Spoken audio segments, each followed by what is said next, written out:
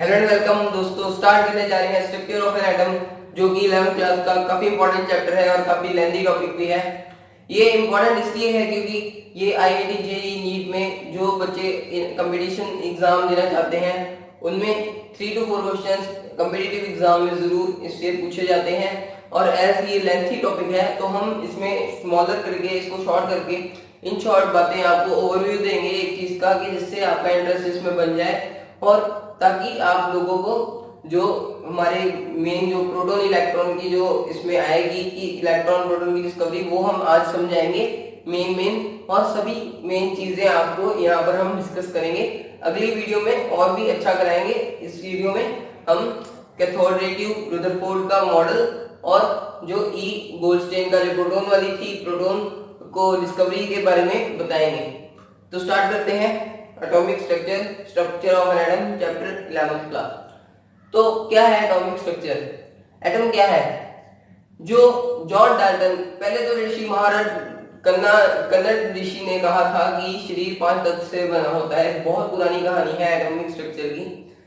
सबसे पहले बात करें तो जॉन डाल्टन, जो कि ग्रेट साइंटिस्ट थे, उन्होंने डिस्कवरी की थी इसकी, उन्हें थ्योरीज दी थी, आपने पढ़ी होंगी 6 to 10th क्लास में, कि जो उन्होंने बोला कि जो एलिमेंट है, different element have different properties, same element have same properties, but now in these days, हम इस आज की डेट में बात करें तो different element have different properties, ये मतलब चेंज नहीं हो सकता, ये चेंज हो चुका है।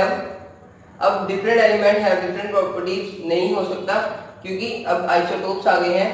हाइड्रोजन के ही ले लो, ड्यूटेरियम और दूसरे आइसोटोप सेम है पर है दोनों हाइड्रोजन के ही। ऐसे ही हाइड्रोजन के ऐड करके मतलब आइसोटोप्स ऐसे आगे, आइसोबार्स आगे, और आइसोटोप्स जो आ गए हैं वो सेम एटॉमिक नंबर और डिफरेंट मास नंबर में आए हैं, जो आज के युग में, आज के जमाने में पाए जाते हैं। तो एटॉमिक स्ट्रक्चर क्या है? जो एटम जो हम आज तक केमिस्ट्री में पढ़ते आए हैं, ऐसे इलेक्ट्रॉन है बाहर और बीच में न्यूट्रॉन प्लस प्रोटॉन, इसको ही कहते हैं एटॉमिक स्ट्रक्चर। और जॉन डाल्टन ने क्या कहा? डाल्टन ने कहा था कि जो 1805 की बात है, पुरानी बात है, जॉन डाल्टन ने उस टाइम में ये बात की, अपनी थ्योरी दी कि जो हमारी everything in the universe is made up of the smallest particle called atom.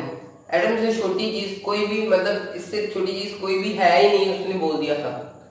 तो कई अलग अलग लोगों ने डिस्कवरीज करनी स्टार्ट की, जैसे रदरफोर्ड हो गए, बोहर हो गए, फाराडे हो गए, और अलग अलग गेल और बाकी भी जो मतलब साइंटिस्ट थे, ग्रेट साइंटिस्ट, उन्होंने भी डिस्कवरीज की। सभी हम इसमें पढ़ेंगे कि कैसे आगे डिस्कवरीज हुई, इलेक्ट्रॉन की कैसे हुई, प्रोटॉन की कैसे हुई, और न्यूक्लियस की रदरफोर्ड ने कैसे की, और अगली वीडियो में और भी कुछ समझाएंगे। पहले ये इसकी बात करें इस टॉपिक पे। तो एटॉमिक स्ट्रक्चर यही है, न्यूट्रॉन प्लस प्रोटॉन न्यूक्लियस बनाते हैं, और जो साइड पे बाहर वैलेंस शेल में जो इलेक्ट्रॉन नजर आता है उसको कहते हैं वैलेंस इलेक्ट्रॉन, और ये पूरा बनाता है एटॉमिक स्ट्रक्चर। एटम से एक मॉलिक्यूल बनता है, मॉलिक्यूल्स ज्वाइन होकर कंपाउंड बनाते हैं, कंपाउंड बनता है तो ऑब्जेक्ट बनता है। 3 स्टेट्स ऑफ मैटर पढ़ रखी हैं हमने, सॉलिड, लिक्विड एंड गैस। यही एटम्स उसमें टाइटली पैक्ड, लूजली पैक्ड, यही उसका फंडा होता है। तो स्टार्ट करते हैं in a very good interest. Start करने जा रहे हैं एटॉमिक स्ट्रक्चर। तो पहले बात कर लें कि कैथोड रे ट्यूब क्या है, जिससे सभी ये इलेक्ट्रॉन, प्रोटॉन और न्यूक्लियस आगे आगे बनेंगे। तो कैथोड रे ट्यूब दोस्तों ये है। कैथोड रे ट्यूब का इस्तेमाल उन्होंने 19वीं या 20वीं सदी में किया था, जिसमें एक्सपेरिमेंट करके उन्होंने आगे वो बनाए, आगे प्रोटॉन और इलेक्ट्रॉन। यहां पर दोस्तों एक वैक्यूम पंप है। वैक्यूम पंप का क्या काम है कि ये जो कैथोड ट्यूब में जो भी प्रेशर है उसको कम या ज्यादा करने में हेल्प करता है, और एडिशनली जो करंट यहाँ इंडक्शन कॉइल में से आएगा उसको भी, जब बढ़ेगा करंट तो प्रेशर कम करने में, गैस को अंदर डालने में ये भी हेल्प करता है। तो करंट अगर बढ़ेगा तो प्रेशर कम करना पड़ेगा इसमें, in order to make electrons in this state. But now when the earlier scientists had done this, then तब क्या हुआ था कि ये उन्होंने कैथोड रखा, ये डिस्कवरी ऑफ इलेक्ट्रॉन पढ़ रहे हैं हम, जो यहाँ पर ये डिस्कवरी ऑफ इलेक्ट्रॉन है, डिस्कवरी ऑफ इलेक्ट्रॉन, और इसका क्रेडिट जाता है सर जे थॉमसन को, जो कि अपने जमाने के अभी तक के भी महान साइंटिस्ट थे, सर जे थॉमसन। उन्होंने इलेक्ट्रॉन की डिस्कवरी की, और ये यहाँ पर उन्होंने रखा था एक परफोरेटेड एनोड जिसमें शेल थे, जिसने आगे पूरी रिएक्शन में हेल्प की। और लास्ट पे उन्होंने यहाँ पर फ्लोरोसेंट शीट रखी थी, ZnS की ले लो आप, ग्रीनिश येलो कलर की होती है, और वो फ्लोरोसेंट शीट थी, फ्लोरोसेंट। एक्सपेरिमेंट एक बार नहीं बहुत बार किया उन्होंने, फिर जाके उसमें उनको सक्सेस मिली। अलग अलग तरह की मतलब प्रॉब्लम्स भी आई, काफी आउटकम्स आए, फिर जाके उन्होंने ये स्टार्ट किया। फिर उसके बाद उन्होंने करोड़ों बार स्कोर करके देखा, फिर जाकर उन्होंने इलेक्ट्रॉन की हमारे डिस्कवरी की। तो यहाँ से दोस्तों ये आई कैथोड रे। कैथोड जो है पहले मैं बता दूं, ये नेगेटिवली चार्ज होता है, और ये जो हमारा एनोड है ये पॉजिटिवली चार्ज होता है। तो दोस्तों नेगेटिव से पॉजिटिव को फ्लो हो रहा है इलेक्ट्रॉन, जो अभी इलेक्ट्रॉन नहीं कहेंगे क्योंकि ये डिस्कवरी एज मैं उस युग की बात कर रहा हूँ, अभी इलेक्ट्रॉन की डिस्कवरी नहीं हुई। जो उन्होंने ऑब्जर्व किया वो बता रहे हैं कि इलेक्ट्रॉन की अब नेगेटिवली चार्ज है, तो negatively charge negative to positive, ये तो पता ही होगा उनको भी कि नेगेटिव टू पॉजिटिव फ्लो करता है जब भी कोई पार्टिकल फ्लो करता है। तो नेगेटिव टू पॉजिटिव फ्लो किया, यहां से गया और सीधी रेज यहाँ पर जाकर पड़ी, यहाँ पर straight, okay. Negative to positive, ये पॉजिटिव से निकल के हुए यहाँ पर फ्लोरोसेंट शीट पे पड़ी। उनको क्या ऑब्जर्व हुआ कि फ्लोरोसेंट शीट चमकने लगी, चमक उठी, एक मतलब एक तरह से चमक उठी। उनको पता लगा कि वहां पर कोई पार्टिकल है जिसको उनका पता लगाना बहुत जरूरी है। और पार्टिकल मतलब उनको एक अंदर से खुशी आ गई कि ये पार्टिकल है, हमारी डिस्कवरी हमें कुछ डिस्कवर कर लिया है हमने। तो एक उनमें से जिज्ञासा थी हुई कि क्या चीज है। जब उन्होंने कैपिलरी ट्यूब के अंदर देखा तो उनको चमकती चीज नजर आई। तो उन्होंने ये ऑब्जर्व किया, जो ऑब्जर्वेशन की, उन्होंने देखा कि वहां पर एक पार्टिकल है, तो उन्होंने उसका नाम डाल दिया इलेक्ट्रॉन। इलेक्ट्रॉन की डिस्कवरी हुई। तो ऐसे ही साइंटिस्ट ने बात आगे आगे करते गए और प्रोटॉन और न्यूक्लियस की डिस्कवरी हुई। तो यहाँ पर जो चीज का उनको पार्टिकल का पता लगा, स्मॉलेस्ट पार्टिकल था, तो उन्होंने बोल दिया कि ये इलेक्ट्रॉन है। तो इलेक्ट्रॉन बाद में उन्होंने जो आगे कंक्लूजन्स की, इलेक्ट्रॉन उन्होंने बोला कि लाइफ में हर जगह पे, हर चीज पर, हर जगह पर इलेक्ट्रॉन है। क्यों है वो भी हम बताएंगे प्रॉपर्टीज से। अब उसकी बात करते हैं प्रॉपर्टीज की। As the experiment I have explained to you and I hope you have cleared the doubts from your teacher. अगर आपको कोई डाउट हो हमें भी पूछ सकते हैं, कमेंट बॉक्स में बता दिया करो, हम जरूर आपकी हेल्प करेंगे। तो इन्होंने क्या प्रॉपर्टीज किया कि ये जो रेज हमने पहले बताई हैं, जो ये रेज गई, इसको नाम दिया गया कैथोड रेज, जो कैथोड से एनोड को फ्लो करेंगी, कैथोड रेज, ठीक है, इसको नाम दे दिया गया। और ये नेगेटिवली चार्ज है, इसलिए इसकी फर्स्ट प्रॉपर्टी यही है कि दे आर नेगेटिवली चार्ज। और second, though the particles are smallest and teeniest in nature, but the particles moving from the we are saying that cathode to anode, positive to negative charge में जा रही हैं, तो उनका जो flow था, एक बीच में ऑब्जेक्ट रखा, उन्होंने ऑब्जेक्ट रखा, तो जब ऑब्जेक्ट से टकराई तो बीच में से वो भी पास होगी। तो इससे क्या पता हुआ, उनको क्या पता लगा कि जो ऑब्जेक्ट से निकल रही है रे, इसकी शैडो फॉर्म हो रही है, they form shadow. Second point निकल गया that cathode rays form shadow. यहाँ पर दे फॉर्म शैडो लिख रहे हैं, आपको मैं होप करता हूँ समझ आ रहा है। They form shadow and travel in straight line, straight line में ट्रैवल करती हैं और शैडो बनाती हैं। और ये कलर्ड मतलब कह सकते हैं थोड़ी बहुत ही होंगी पर ज्यादातर अनकलर्ड होती हैं, तो इस कारण उसको अनकलर्ड भी नाम दिया गया है। स्ट्रेट लाइन में होती हैं, स्ट्रेट लाइन में जाती हैं, फ्लो करती हैं। थर्ड प्रॉपर्टी है जो they do deflection towards the positive negative plate. Okay, deflection होती है मैग्नेटिक प्लेट की तरफ, नेगेटिव प्लेट और मैग्नेटिक प्लेट की तरफ भी, दोनों एक में ही है। Deflected toward the magnetic plate, magnetic plate हमने लगाई हुई है फ्लोरोसिन जो कि ZnS प्लेट है, तो इधर उन्होंने लगा के देखी मैग्नेटिक प्लेट, ठीक है। उन्होंने देखा कि जो ये कैथोड रेज हैं ये इधर से मैग्नेटिक प्लेट की तरफ डिफ्लेक्ट कर रही हैं, तो ये भी एक इसका पॉइंट है। They do deflection towards the magnetic plate, they do deflection towards the magnetic plate. ये आगे कॉमन ही है, आगे भी हम पढ़ेंगे तो ये थोड़ा कॉमन आएगा, क्योंकि ज्यादातर जो पार्टिकल्स हैं हमारे एटम में वो ज्यादातर यही प्रॉपर्टीज शो कर रहे हैं, पर एक आधी कॉमन जो मतलब ये तो 3-4 कॉमन होंगी, पर एक आध जरूर होगी इंपॉर्टेंट, जो मोस्ट इंपॉर्टेंट होती है। तो आगे हम फोर्थ प्रॉपर्टी के बारे में बात करते हैं। तो मैं तो बिल्कुल मेन बताऊंगा, जो बिल्कुल to the point easy way में आपको मिल जाए। अब आयनाइजेशन शो करते हैं, दे शो आयनाइजेशन, ठीक है, क्योंकि कैथोड रेज स्ट्रेट लाइन में मूव कर रही हैं, दे डू आयनाइजेशन, आयनाइज हो जाती है जल्दी। Okay, fifth point, they possess क्या करते हैं, काइनेटिक एनर्जी, वो भी हम बताते हैं कैसे करते हैं काइनेटिक एनर्जी। जब देखो एक बॉडी मूव कर रही थी तो उन्होंने साइंटिस्ट ने क्या करा, सर जे थॉमसन ने, उन्होंने रास्ते में एक पैडल रख दिया। जैसे ये रे ऑफ लाइट आई तो ये पैडल मतलब पैडल इतना बड़ा नहीं कि साइकिल का पैडल हो गया, बिल्कुल स्मॉलेस्ट टीनिएस्ट पैडल रखा रिएक्शन में।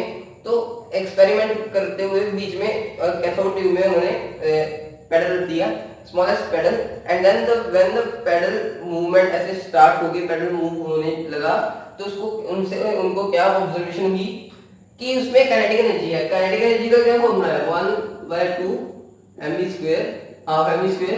तो हाफ mv² से क्या हमें ज्ञात हुआ कि m जो है मास, अगर कोई पार्टिकल इधर से इधर को जा रहा है कैथोड ट्यूब में, तो यहां से जब कैथोड रेज जा रही हैं तो उनमें थोड़ा सा तो मास है ना जो पैडल को मूव करने में हेल्प कर रही है। तो उनको यही पता लगा, तो हाफ mv² उसका फॉर्मूला था, उन्होंने लगा के कैलकुलेट करके बोला कि दे प्लस काइनेटिक एनर्जी। तो ये था फिफ्थ पॉइंट, जो ये भी इसका एक इंपॉर्टेंट पॉइंट माना जाता है, काइनेटिक एनर्जी करती है, ये भी इंपॉर्टेंट है।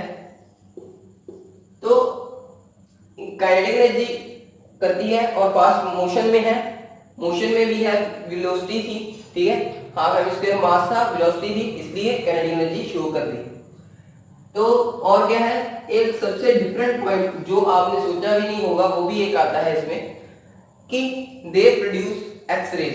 एक्स-रेज कैसे, जब high metal target of high melting point, heavy metal target of high melting point, एक ऐसी मेटल है heavy metal target of high melting point ज्यादा हो, तो ऐसे करके जब टकराई तो यहाँ पर जो रेज निकली, जैसे हम बोन्स का भी एक्सरे होता है वैसे ही यहाँ पर कोई चीज आई बीच में और वो पास कर गई, बीच में जो चीज आई उसको उसकी जब पूरी स्ट्रक्चर आ गई सामने तो उसको ये एक्सरेज भी प्रोड्यूस करती हैं। ये इसका बिल्कुल सेम मेन पॉइंट आया है, X-rays are produced by them. और ये प्रोड्यूस करती हैं by cathode rays, okay, by cathode rays. और कैथोड रेज और भी मतलब हीटिंग इफेक्ट भी कॉज करती हैं, ये भी लिख सकते हैं हम। They effect the photographic plate, they do fluorescence, सभी करते हैं, they do fluorescence, they effect the photographic plate, they they cause मतलब फ्लोरेसिंग कॉज करते हैं और फोटोग्राफिक प्लेट को इफेक्ट करते हैं, हीटिंग इफेक्ट कॉज करते हैं। पर जो डिफरेंट पॉइंट निकल के आ रहा है इसका कि ये जो है एक्सरेज प्रोड्यूस करती हैं, जो इनका एक यूनिक सा पॉइंट है। और अब बात करते हैं हम कि जब सर जे थॉमसन ने ये डिस्कवरीज में प्रॉपर्टीज बता दी, तो सर ने एक इलेक्ट्रॉन का वैल्यू भी, स्पेसिफिक वैल्यू थी, एक फॉर्मूले से उन्होंने फाइंड की।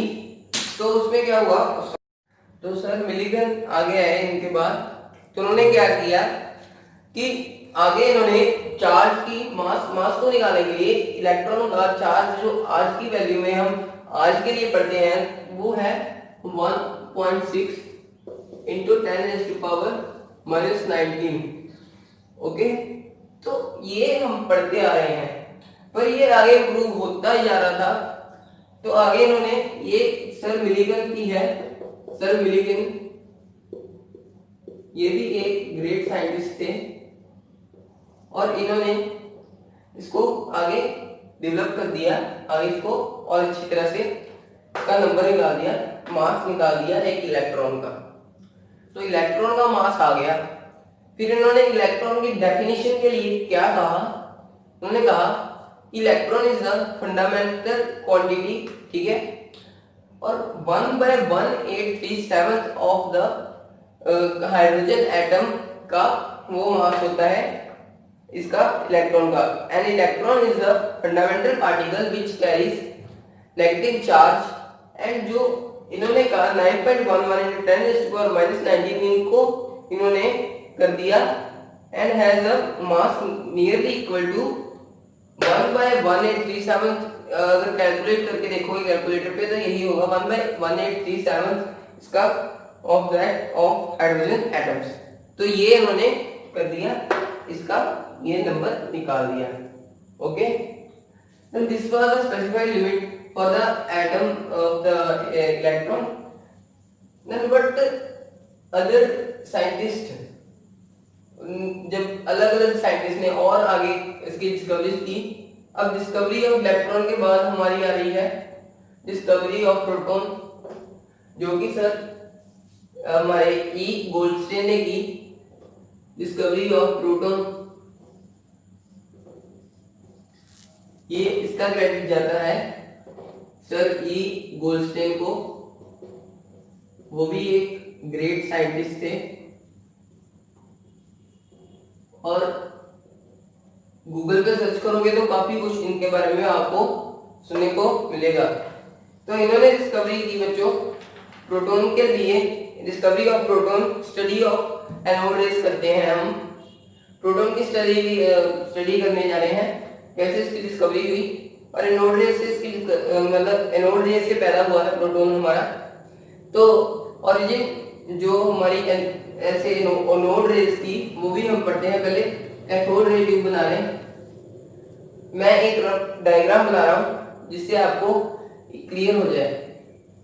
इस बार उन्होंने क्या किया, ये जो कैथोड है ना उसको उन्होंने ले लिया परफोरेटेड, और जो एनोड था इलेक्ट्रोड, ये एनोड, इसको उन्होंने ले लिया दूसरा आम जो साधारण सा होता है, और ये हो गया पॉजिटिव, ये हमारा एनोड, ये हमारा कैथोड। ये एक रफ डायग्राम है, ये नेगेटिव और ये पॉजिटिव। तो जब इधर से इधर वैक्यूम पंप लगा हुआ है, ओके, यहां से प्रेशर उन्होंने कर दिया थोड़ा ज्यादा रख दिया प्रेशर, उसमें कम था, इसमें 10⁻⁻1 तक रख दिया, उसमें रखा था 10⁻⁻3, जो कि हमने इससे पहले इलेक्ट्रॉन की सर जे थॉमसन ने 10⁻³ रखा था, जो कि अच्छा टेम्परेचर था, प्रेशर था। और इसमें प्रेशर उन्होंने रख दिया थोड़ा सा हाई। और इससे क्या हुआ कि यहाँ पर जो रेस थी दोस्तों, पहले तो यहाँ पर जो गैस उन्होंने एक्युमुलेट की, यहाँ पर जो गैस एक्युमुलेट हुई है ना, वो गैस इधर हम कोई भी गैस ले सकते हैं इसमें।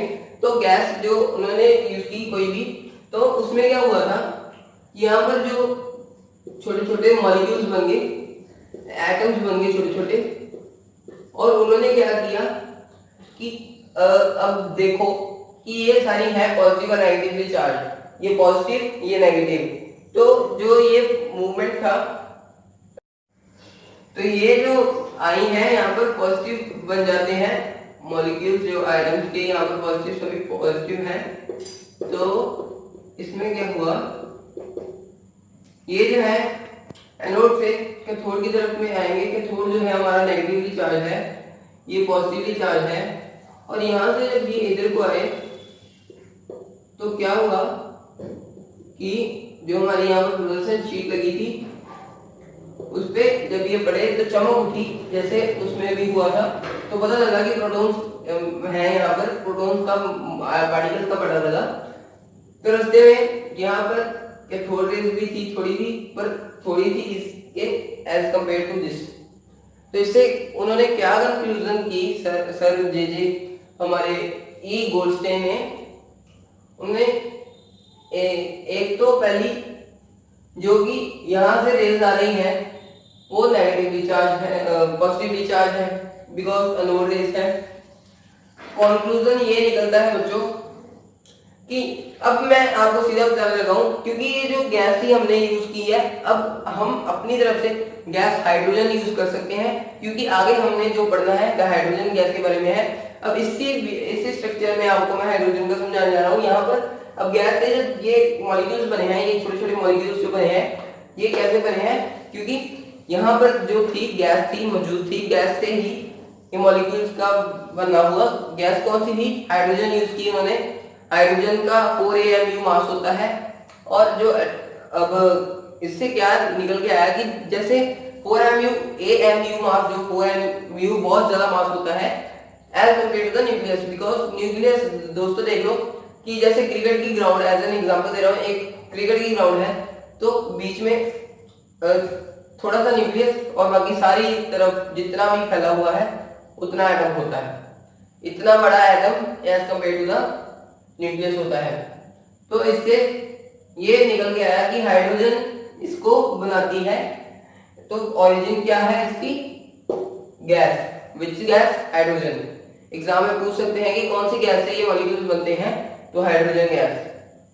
तो हाइड्रोजन गैस है जो इसको बनाती है। अब इसकी प्रॉपर्टीज की बात करें, दे travel in straight lines.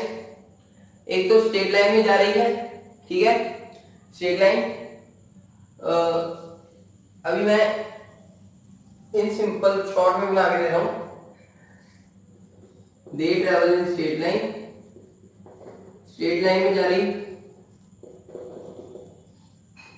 Second, जो इनका ओरिजिन है ना, वो गाइस ओरिजिन जो है एनोड रेज का,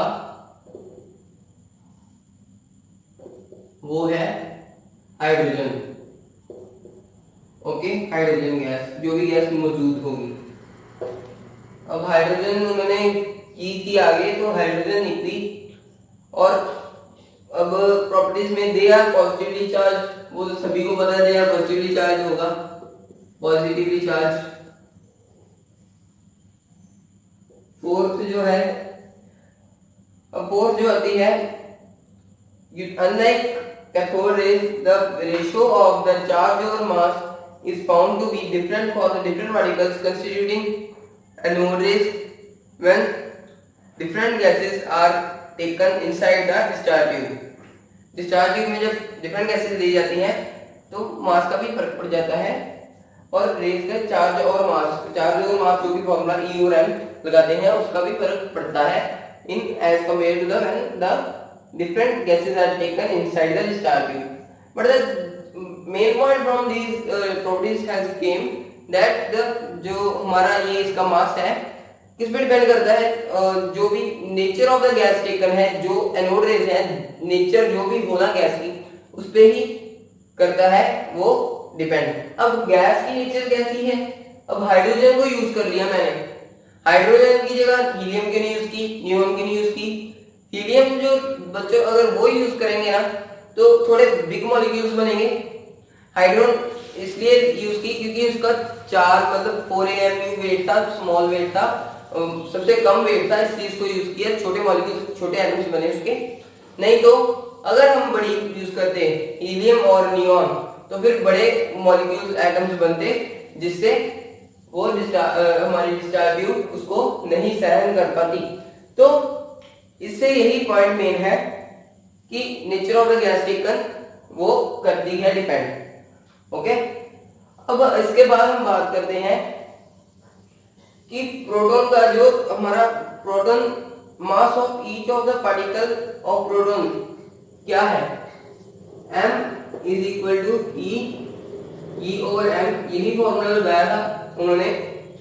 तो उसका क्या था, इलेक्ट्रॉन का 1.6 इंटू 10⁻⁻⁹ जो कि हम आज तक पढ़ते आए हैं, और 9.58 इंटू 10⁴, 9.58 इंटू 10⁴, इसको उन्होंने फॉर्मूला लगा के सॉल्व किया। तो क्या निकल के आया, 1.67 इंटू 10⁻24 ग्राम, ये आ गया मास एक प्रोटॉन का। तो ये एज अ क्विज एक मतलब कॉम्पिटिशन्स में भी क्या पता कोई ना कोई क्वेश्चन ऐसा आता ही आता है कि अगर मास ऑफ इलेक्ट्रॉन बताओ, मास ऑफ प्रोटॉन बताओ, वैल्यूज थोड़ी डिफरेंट होती हैं क्योंकि अप्रॉक्स होती है, तो इसको याद करना आपके लिए अच्छा ही है, आप इसको जरूर याद कर लें।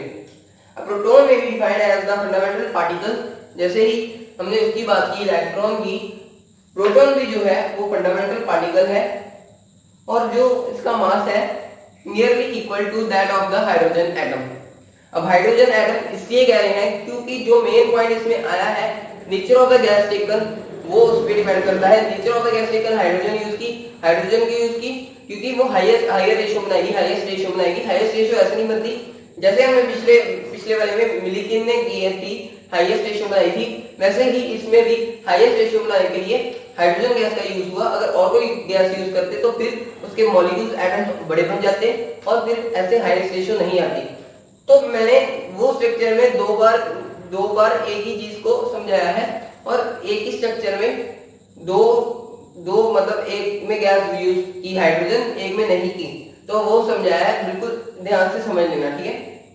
जैसे मैं एक बार फिर ओवरव्यू देता हूं कि जैसे हमने यहाँ पर एक गैस ली थी, अब कोई और गैस ले लेते हैं, हीलियम या नियॉन, तो यहाँ पर जो मॉलिक्यूल बन जाएंगे, थोड़े रुक जाओ, ऐसे ही कैपेसिटी ट्यूब वैसे बना रहा हूँ, कैथोड ट्यूब, तो ऐसे छोटे छोटे मॉलिक्यूल बन रहे हैं हाइड्रोजन की। अगर हाइड्रोजन लेंगे, अगर हाइड्रोजन नहीं तो ये हीलियम नियॉन के इतने बड़े मॉलिक्यूल्स बनेंगे जो कि कैथोड ट्यूब के लिए भी हानिकारक होंगे, वो सहन नहीं कर पाएगी और टूट सकती है। तो वैसे इसको इसलिए नहीं यूज किया जाता, जो उन्होंने किया था वो यही था कि उन्होंने इसमें हाइड्रोजन गैस ली कैथोड रे ट्यूब में, और उससे जब एनोड रेस की मतलब शुरुआती बॉर्न हुई, तो वहां से बॉर्न होके एनोड रेस बॉर्न होके वहां से फ्लोरोसिन अक्कर हुई।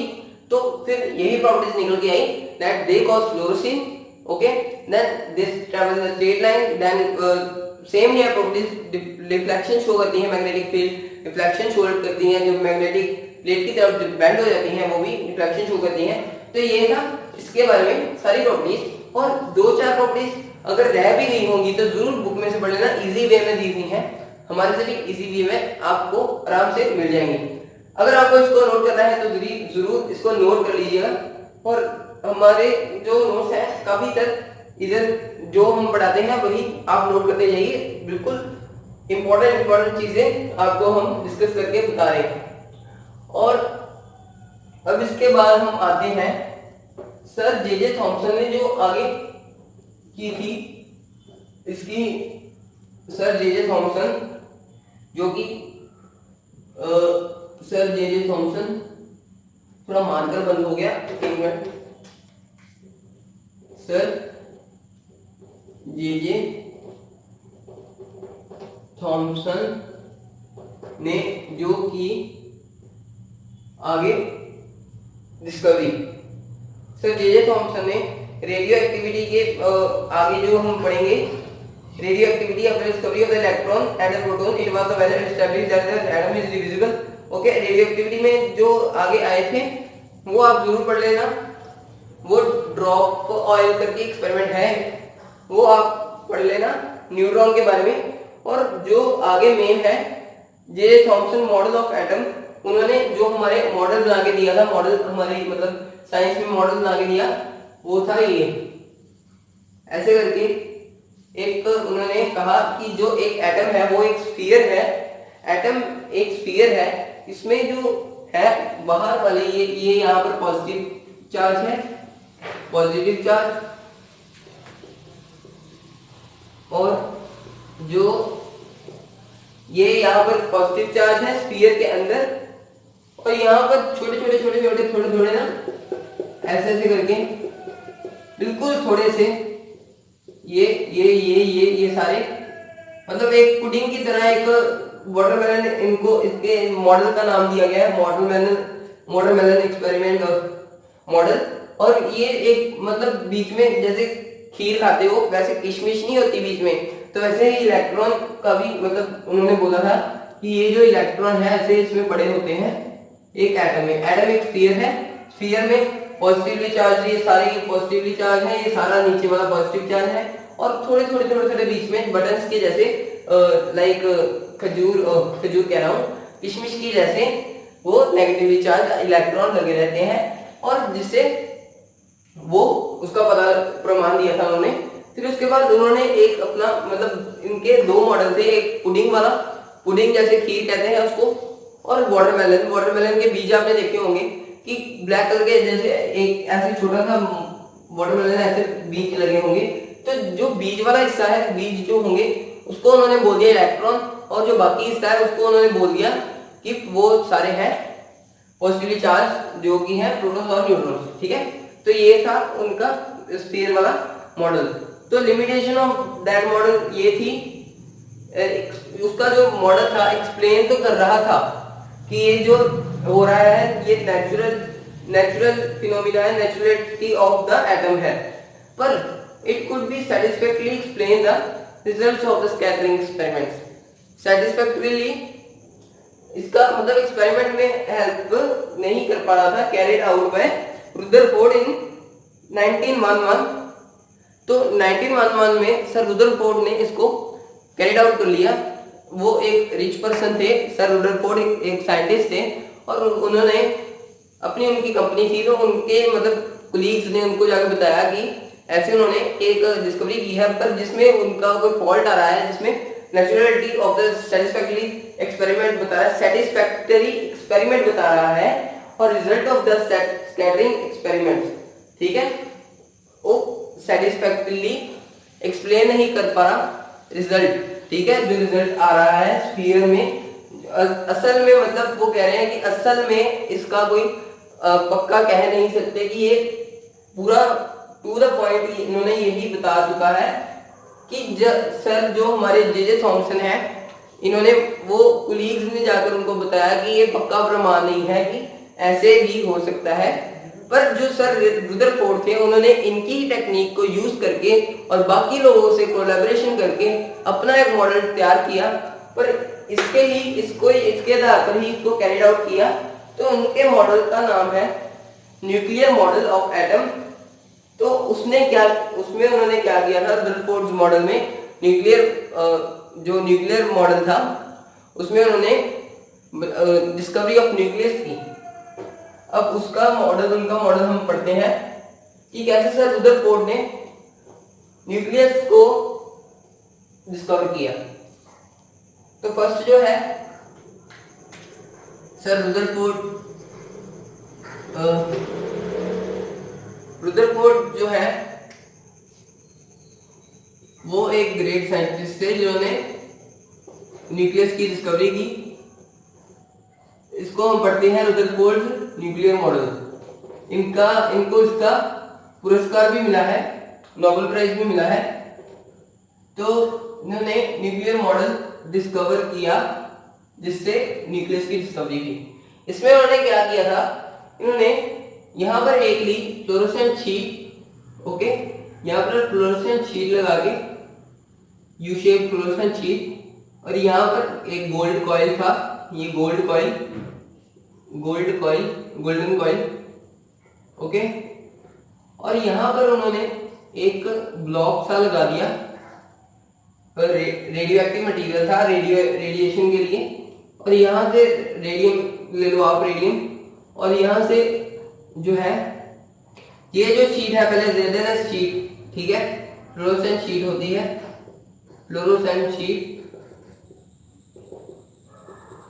ये फ्लोरोसेंट शीट लगा दी जिससे उनको पता चल जाएगा कि पार्टिकल गिरेंगे। पर ये जो एक्सपेरिमेंट तो इन्होंने ऐसे करके जब की तो इससे जब रेज निकली, कई तो यहाँ पर सीधी आई, कई सीधी यहाँ से वापस को आ गई, कई जो रेज थी यहाँ से इधर को भी गई, रिफ्लेक्ट हुई 90 डिग्री में एंगल पर जाकर 90 डिग्री ऐसे होता है ना, ऐसे करके 90 डिग्री। तो जैसे ही यहाँ से रेज आ रही है तो इधर को रिफ्लेक्ट होकर ये जाके इधर को बज रही, तो यहाँ पर फ्लोरोसेंट कॉज हो रही है। पर जो यहाँ पर जो बैक को आ रही है, इधर बैक भी आ रही थी, सीधी भी आ रही थी, इससे इनको क्या मेन जो इनमें ऑब्जर्वेशन जो आई इनको कि यहाँ पर बज के जो रे यहाँ पर बैक आ रही है यहाँ को, इससे इनको ये पता लगा कि यहाँ पर कोई पार्टिकल है जो बीच में प्रेजेंट है सेंटर में, और बाहर भी कोई पार्टिकल है जो इस पे इलेक्ट्रोस्टैटिक फोर्स लगा रहा है जिससे ये दूर को जा रहे हैं और ये मिल नहीं पा रहे। जैसे ही इसको बजता है साथ में यहाँ पर वापस आ जाता है। तो यहाँ पर 99.9% बजकर वापस आ रही थी, तो यही इसकी एक मेन फर्स्ट ऑब्जर्वेशन आती है। तो फर्स्ट ऑब्जर्वेशन यही है, 99.9% जो यहाँ पर रे ऑफ लाइट बीम जा रही है वो बज के वापस आ रही है। तो इससे क्या पता लगा आगे जाके उनको कि यहाँ पर देख लीजिए, अब हम पढ़ने आ रहे हैं ये सेंचुरी में, ये 20th सेंचुरी की बात कर रहे हैं, ये 18th सेंचुरी की बात है, 18th-19th सेंचुरी। तो यहाँ पर जब देखो यहाँ पर प्रोटॉन प्लस न्यूट्रॉन पढ़ते आ रहे हैं हम, और यहाँ पर इलेक्ट्रॉन होता है, हमने पढ़ा है ना कि यहाँ पर प्रोटॉन प्लस न्यूट्रॉन बनाता है न्यूक्लियस, और यहाँ पर इलेक्ट्रॉन होता है। तो इलेक्ट्रॉन और न्यूक्लियस के बीच में डिफरेंस तो मतलब पोटेंशियल जो डिस्टेंस होता है, डिस्टेंस कैसे होता है, ये इसलिए होता है क्योंकि यहाँ पर दोनों के बीच में इलेक्ट्रोस्टैटिक फोर्स होती है जो इनको एक दूसरे से वक्रा करती है और फिर अलग करके इनको अलग अलग दूर दूर रखती है। तो यहाँ पर ये है observation, most of the alpha particles pass through the foil without, मतलब सीधा बच के विदाउट अंडरगोइंग एनी डिफ्लेक्शन सीधा वापस आए, 99.9% वापस आ गए। Second, very few, only in 1000, उन्होंने बताया भी है, ओनली इन 1000 वर डिफ्लेक्टेड, जो इधर को साइड को डिफ्लेक्ट हुए 90 डिग्री के एंगल पर, और few alpha particles underwent deflection through small angle, small angle से डिफ्लेक्शन अंडरवर्ड की उन्होंने, फ्यू जो थे उन्होंने की, पर ज्यादातर जो है बचकर वापस आए, और इससे पता लगा कि न्यूक्लियस की डिस्कवरी हो गई। और सिंस द तो ऐसे ही है जैसे अब यहाँ पर इन्होंने वापस आने की बात कर रहे हैं हम, पर ये जब स्ट्राइक कर रहे हैं इधर तो यहाँ से पास हो रहे हैं 99.9% जो फॉइल से पास हो रहे हैं, 99.9%, बाकी जो है साइड से निकल रहे हैं। तो मेन उन्होंने यही कहा था कि 99.9% इधर से पास हो रहे हैं फॉइल से, गोल्डन फॉइल जो उन्होंने रखा हुआ है।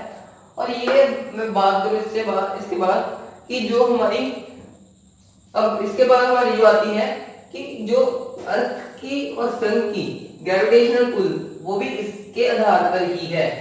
अब न्यूक्लियस की एक चीज उन्होंने क्या डिस्कवर की कि एक भारी भरकम चीज है न्यूक्लियस, ठीक है। जैसे देख लीजिए, एक एग्जांपल दे रहे हैं कि एक ट्रक है और एक मतलब समझ लीजिए ऑटो है, और ऑटो वाला ट्रक के मतलब ऑटो को ऐसे ट्रक के पास लेके गए, तो ऐसे उसके साथ बजकर थोड़ा सा मतलब हिलेगा ना, क्योंकि वो भारी है और ये हल्का है। ऐसे ही है हमारा इलेक्ट्रॉन और न्यूक्लियस।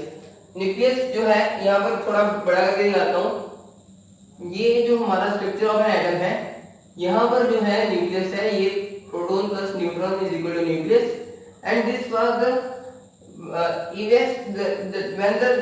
इधर जब हमारी आती है, जब बारी आती है कि इलेक्ट्रॉन यहाँ पर रिवॉल्व कर रहे हैं, जैसे ही अर्थ रिवॉल्व करता है, सन के आगे वाले रिवॉल्व करता है, तो ऐसे ही यहाँ पर जो इलेक्ट्रोस्टैटिक फोर्स बन रही है, ये कैसे बन रही है, क्योंकि यहाँ पर जो बीच में है वो थोड़ा साइज में as compare to the electron proton plus neutrons nucleus is bigger in size than as compare to the electrons.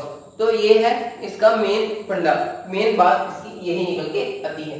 तो अब इसके बाद बात करें कि हमारा अर्थ और सन, ये थोड़ा सा मैं फिजिक्स के भी बात करूंगा क्योंकि as I am studying make you study physics also, तो फिजिक्स की भी बात करते हैं बीच में। ये सन है, ठीक है, और ये हमारा अर्थ है, अर्थ, ओके। अर्थ जो है इसके रिवॉल्व कर रहा है, रोटेट कर रहा है इसके आले दुआले, तो अराउंड इसके रिवॉल्व कर रहा है अर्थ हमारा।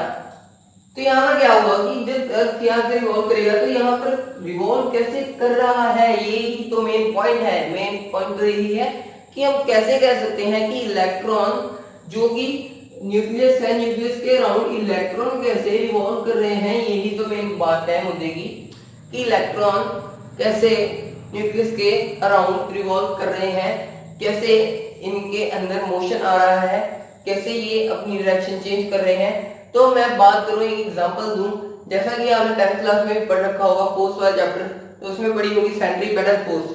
सेंट्रीपेटल फोर्स क्या है? जैसे मैं एक स्टोन लेकर उसको एक रस्सी से बांधकर ऐसे घुमाऊंगा तो ये मेरी तरफ तो नहीं ना आएगा, मैं चाहे इधर को भी करूं फिर भी वो घूमेगा तो सही। ऐसे घुमा रहा हूं तो ऐसे घूम ही जाएगा, तो ये अंदर को नहीं आएगा, बाहर को जाएगा। ऐसे ही सन हमारा सेंटर में है, अर्थ बाहर है, तो ये घूम रही है और ये इधर को, मतलब बीच में जो इलेक्ट्रोस्टैटिक फोर्स है, ऐसे ही न्यूक्लियस और इलेक्ट्रॉन के बीच में इलेक्ट्रोस्टैटिक स्ट्रॉन्ग इलेक्ट्रोस्टैटिक फोर्स है, सेंट्रीपेटल फोर्स है जो लग रही है इनके। तो ये ऐसे दूर दूर रहते हैं, सेंट्रीपेटल फोर्स के कारण न्यूक्लियस और इलेक्ट्रॉन के बीच गैप रहता है, डिस्टेंस रहता है, जिससे इलेक्ट्रॉन न्यूक्लियस के अराउंड घूमते रहते हैं। सो ये था गाइस वीडियो यूनिट 1 का, और अगला यूनिट मैं जल्द ही आपके लिए पोस्ट करूंगा, अपलोड करूंगा वीडियो। और वीडियो अच्छी लगी तो लाइक शेयर सब्सक्राइब करें और हमारे चैनल को ज्यादा से ज्यादा प्यार दें जैसे आप देते आए हैं। थैंक यू, जय हिंद। मैं और वीडियोस आपके लिए लेकर आता रहूंगा। Thank you.